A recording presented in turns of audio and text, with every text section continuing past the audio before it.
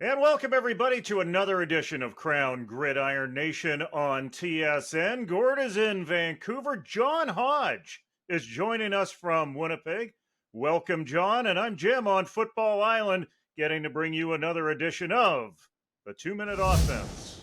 The surprising NIU Huskies over Eastern Michigan. Cyrus McGarrell with 4 tackles, an INT, and a quarterback hurry. We are now officially on Alec A. Manor watch. 8 receptions for 90 yards. Did not make a trip to the promised land. Not surprising as number 25 UCLA easily handles Stanford. A good day for Kurtis Rourke, 24 of 39 for 275 and a TD as Ohio squeaks by Western Michigan. A miracle play at the end of the game steals a win away from Pittsburgh, but that really doesn't take away from Christian Veilleux's day. 302 yards passing and 2 TDs really should have been good enough for the win. Joey Corcoran with a big day, 4 receptions for 76 yards and a touchdown. New Hampshire easily gets by Stony Brook. So we've got Kurtis Rourke, he's producing. Christian Veilleux, he's producing. How great is it, Gord, for Canada to have 2 quarterbacks who are starting, and they're guys to watch? Yeah, it's been awesome, and now you don't have to hang your hat on whether Kurtis Rourke's performance is good in any given weekend or not. You know, if he has a down weekend, then you have somewhere else to turn your attention, or sometimes not even weekend. Let's not forget we are deep into Tuesday night Maction season too. So for those of you like myself who are often tied up on weeknights, it's nice to be able to have somebody that's going to consistently be on a Friday or a Saturday afternoon to watch as well in Christian Veilleux at Pitt.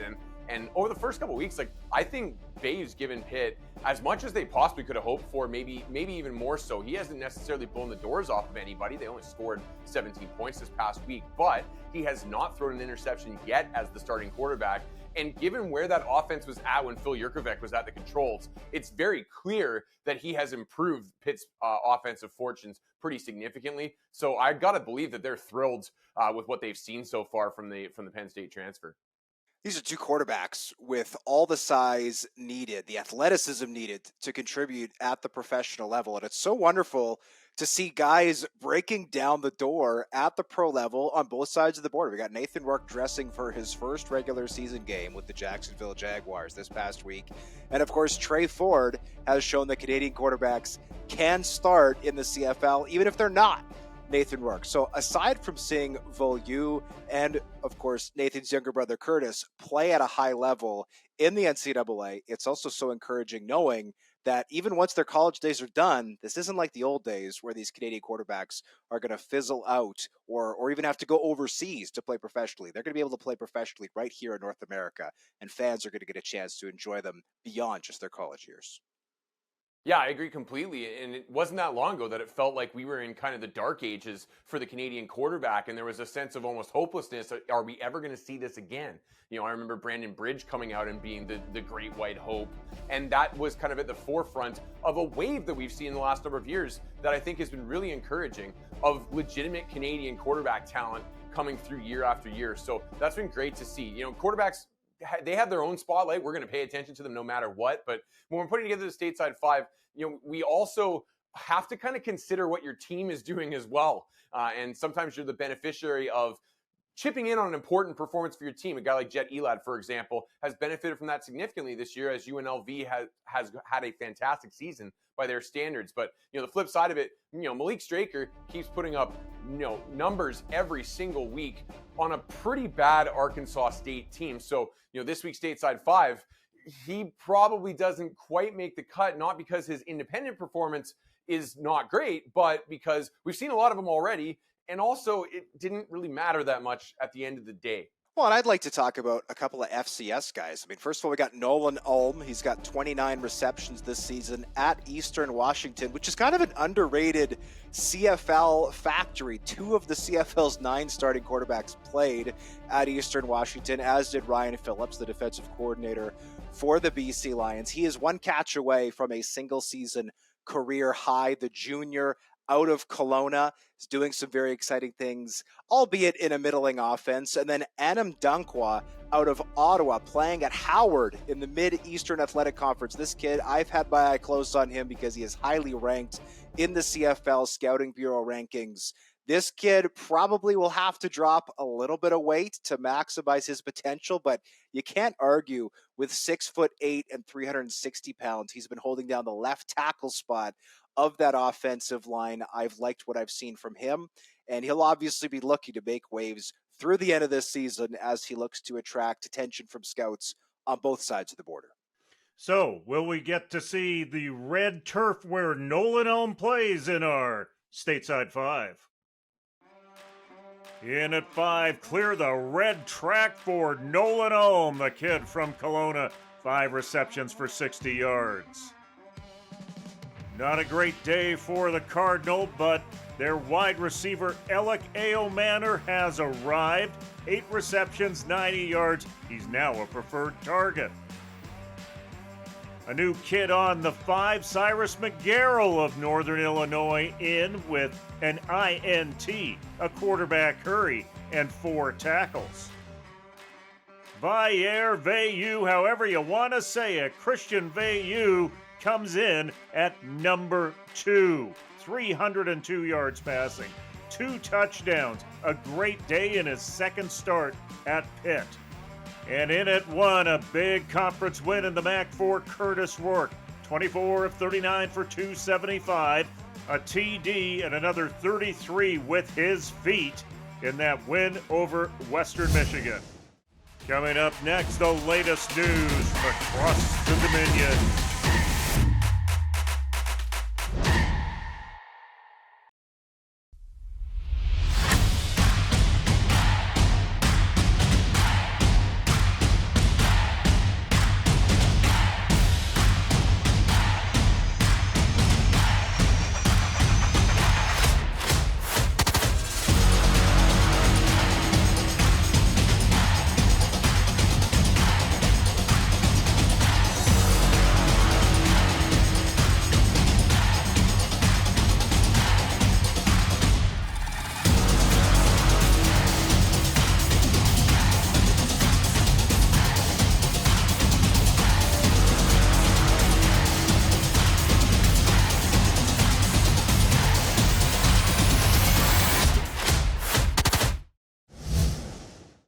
Back on the old KGN, oh Canada, we stand on guard for the Power 7.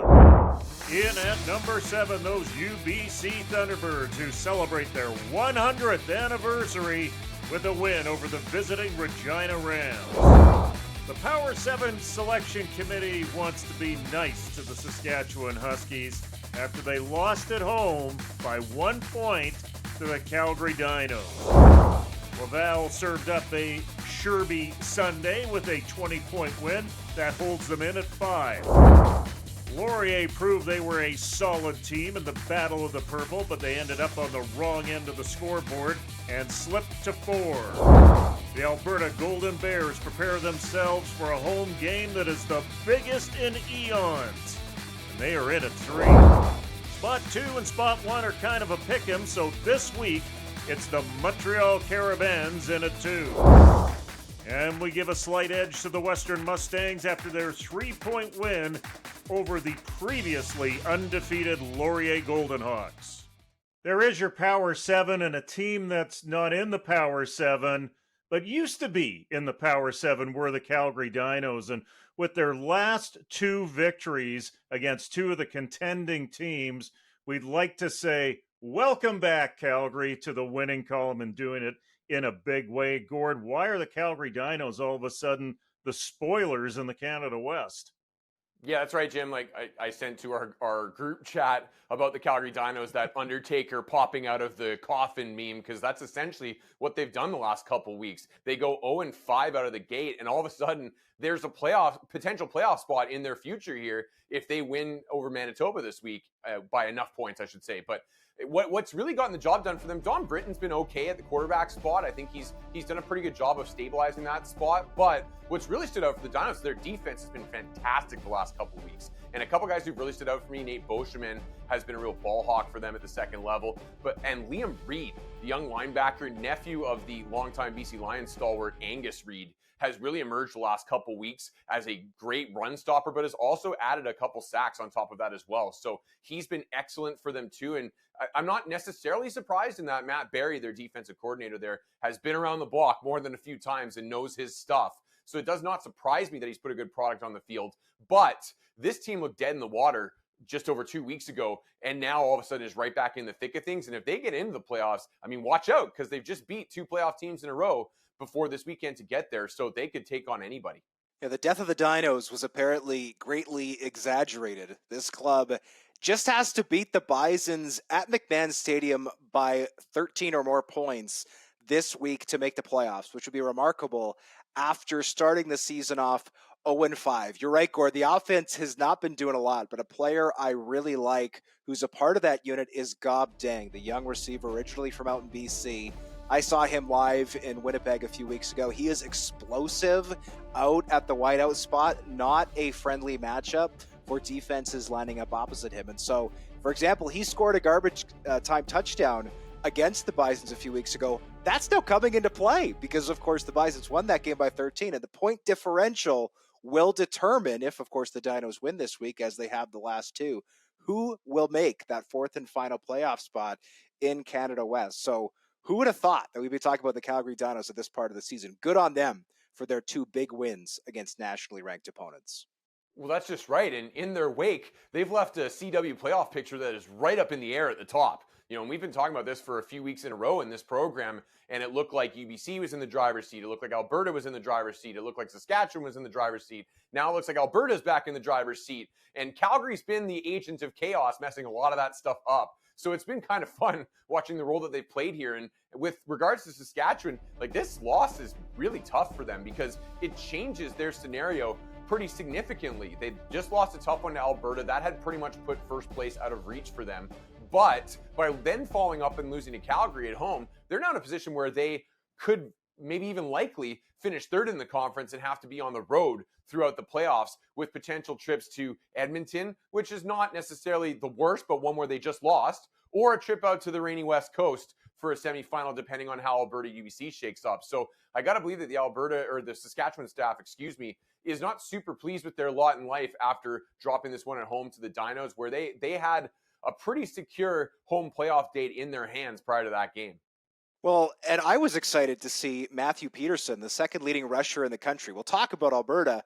He's been absolutely dynamite for the Golden Bears this year coming out of the backfield. He got hurt this past week, and I thought he was going to have a huge game in Manitoba. 2 of the Bison's top run stoppers were out of the lineup. Isaac Dokin, the middle linebacker, and Colin Cornelson, a 5th-round pick of the Winnipeg Blue Bombers this past year at defensive tackle. Well, Opie Oshinubi came into the game, a running back, 3rd-year player, and he put up almost 200 yards on just 15 carries. A big barrel-chested running back with tremendous straight-line speed. So obviously the Golden Bears' success running the football, yes, is due in part to the great play of Matthew Peterson, but clearly Chris Morris has done a brilliant job of getting that offensive line humming. We know how many Golden Bears have gone on to play professionally on both sides of the border along the offensive line in the last few years. And I'm excited to see what the Alberta Golden Bears are able to do this week as they look to punch their ticket to the first place spot in Can West for the first time in a very long time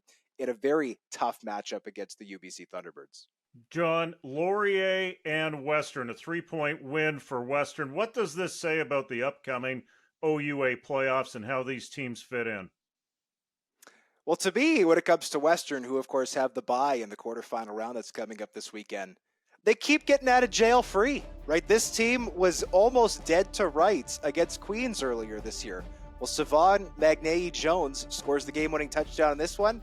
He did it again this week to Laurier, and this was even with the quarterback, Evan Hillock, out of the game for the Mustangs. Like, a bunch of these clubs in the OUA have had Western dead to rights back to a corner, and the Mustangs just come out and do barely enough to get the win. So full credit to Western for finishing in first, but they do look vulnerable come the postseason. As for the rest of the matchups, the one that I'm excited to see is Queens Ottawa. This game was a dog this past weekend, unfortunately, but if Alex Vreekin is able to return at quarterback for the Golden Gales, they've done a great job treading water without him in the lineup. If he comes back in, this could be a team that could make a run after starting off the regular season slowly at 1-3. Yeah, I would agree that that Queens Ottawa game of the games that are being played this weekend looks to be the one that promises the most intrigue. But man, was I turned off with the way that game was played last week. Queens was in front of a homecoming crowd too, and it was ugly. 5-2 was the score with 5 minutes left in the fourth quarter in that game. 5-2. Ugh. And just doubling back to Western, we don't want to take away too much credit from Western, right? There's a reason they keep coming out of these close games in the fourth quarter, and it's because they're so battle-tested and have such a great infrastructure in place. I want to give them full credit for that, but you're right, John. This is another example to channel Danny Green, where they had them right where they wanted them, and they let them off the hook. At one point in the fourth quarter, there was an exchange where Laurier missed a 47-yard field goal. Western returns it to midfield. Laurier gets the stop. Western misses a 47-yard field goal. Laurier returns it all the way down to inside the Western 20-yard line, gets called back on a hold. They never get that close again until right at the end of the game. They have a chance to convert a big first down, 2nd and 11. Elgersma finds a wide open guy about 5 yards short of the sticks. And instead of just getting to the sticks and getting the first down, he tries to dance around the extra defender, gets tackled short, and they fail on 3rd down for game over. It's one of those where those margins, you just cannot afford to make those key mistakes in critical times against a roster as talented as Western has. And yet OUA teams have repeatedly been doing that this year. It means that Western's vulnerable, but at the same time, if nobody's been able to actually get the job done, what's to say that that's actually going to change at the end of the day? Because you could argue that Western's much more battle-tested because of it, too. When we come back, Imaginary Awards.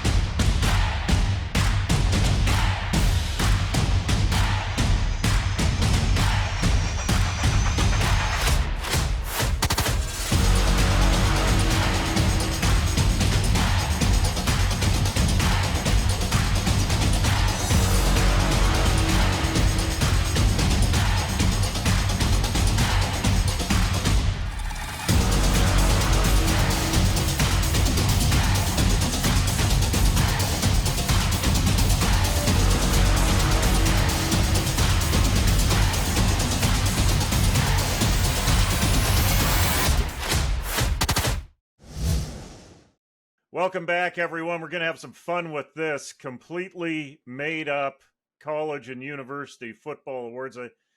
You said something in the break, Gord, where you said to me, hey, awards are totally made up anyway, so why don't we just make up some more?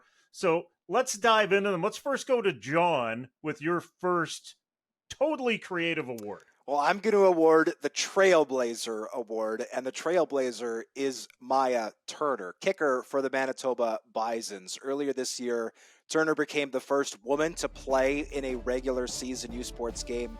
She not only played, she has actually won the full-time kicking job with the Bisons. She's 9 for 12 on field goals this year with 48-yard long. One of those misses was blocked this past week against the Golden Bears. She's 12 for 12 on converts, and she's got a 53-yard kickoff average, which is only 2 yards behind the U Sports nationwide average. The state of Minnesota has garnered international headlines. I hear she's had media requests as far as Australia. Like, she has touched so many people's lives with what she's been able to do. She is an inspiration, and she's a trailblazer, which is why she deserves this completely imaginary award.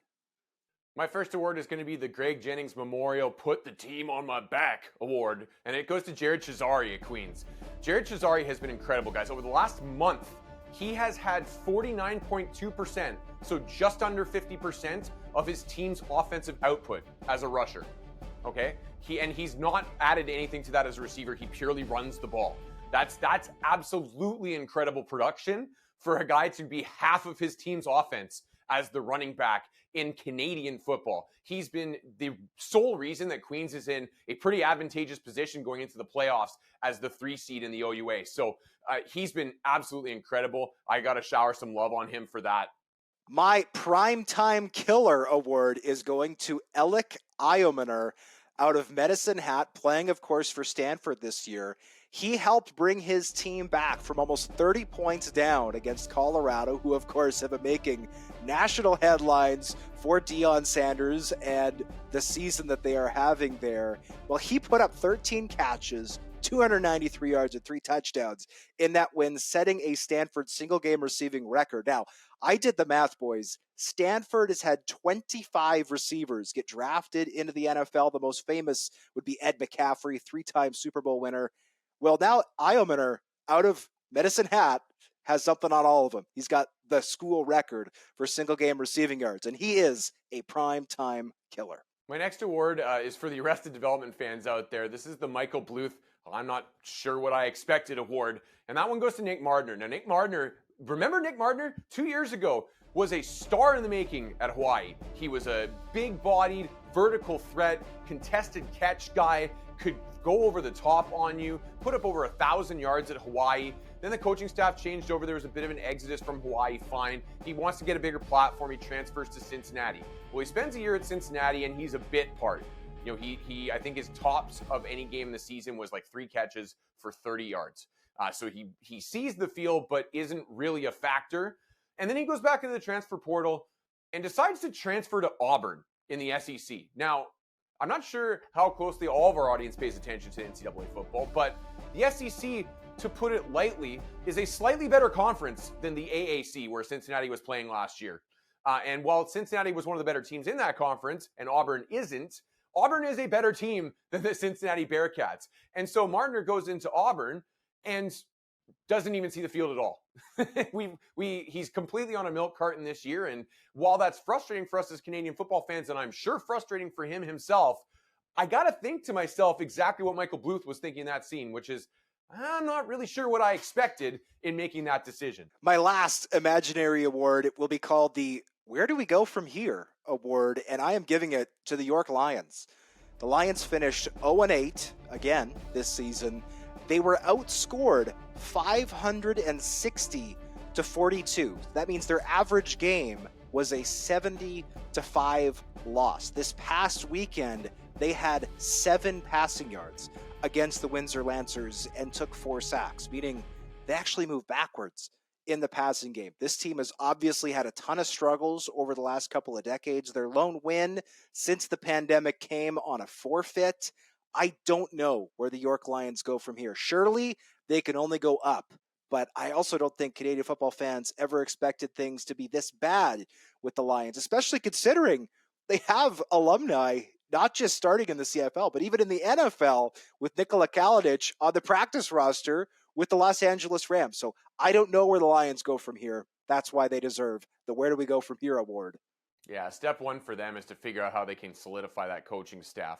My last award is going to be the Brought a Gun to a Rock Fight award, and that one goes to Jonathan Senecal, who had an outstanding performance against Laval a couple weeks ago in his second game against the Rouge et Or, and that vaunted defense this season. And in 2 games against the Rouge et Or, he's single-handedly been responsible for 599 yards of offense, which may not blow you away over 2 games, but against a defense that's perennially arguably the best in the country, that is an impressive showing. And in particular last week, like, we've seen score lines in the Laval-Montreal games that we haven't seen in a decade, with Montreal putting up 28 points, putting up 31 points. That is largely credit to Senecal, especially in that second game where he was single-handedly the driver of that offense. And so for finally breaking the rock fight molds, I award thee this award, Mr. Senecal. Games of the week coming up next.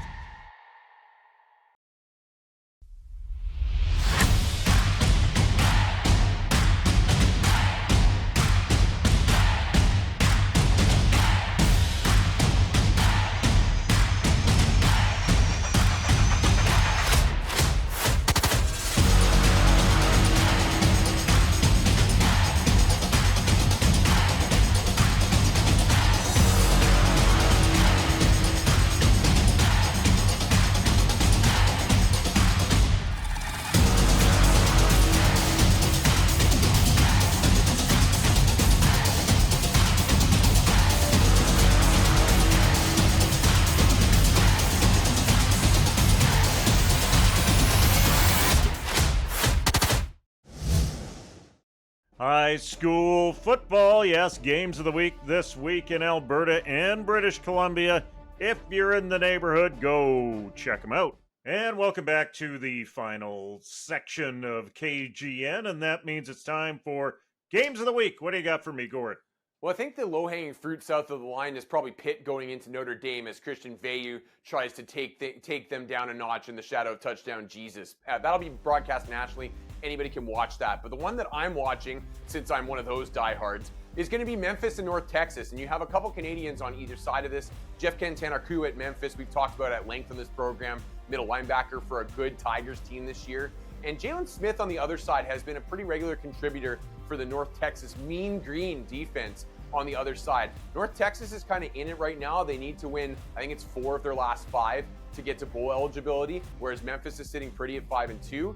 But this is a game the Mean Green kind of need to have, so I'll be watching to find out and seeing Canadian versus Canadian.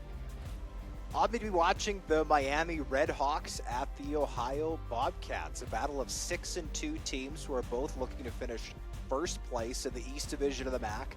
Kurtis Rourke has had a respectable season, but I also think we should be honest. He has not been as solid as he was a year ago. Yes, he's coming off a major knee injury, but he has already thrown more interceptions than he did last year, and he is almost 20 touchdowns behind where he was in 2022. Whether he plans on turning pro after this year or whether he remains in college looking to potentially transfer to a bigger school to boost his chances of getting drafted by the NFL, I want to see what Kurtis Rourke is able to do on this stage with these potential playoff implications.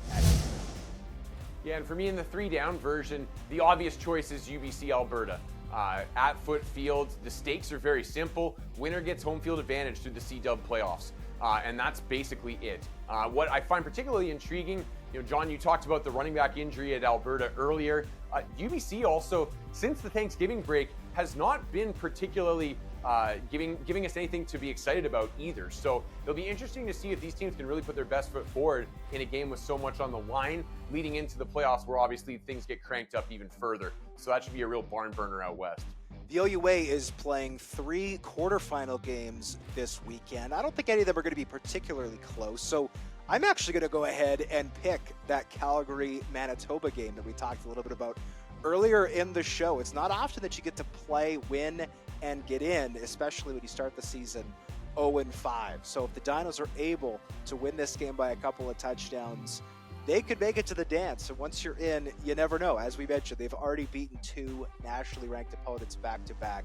And if you could beat Saskatchewan, and if you could beat UBC, you could certainly beat Manitoba, especially when you're playing at home. So I want to see what the Dinos bring to the table. So whatever you're doing this weekend, however you're relaxing, just stop it and let's get out to the game.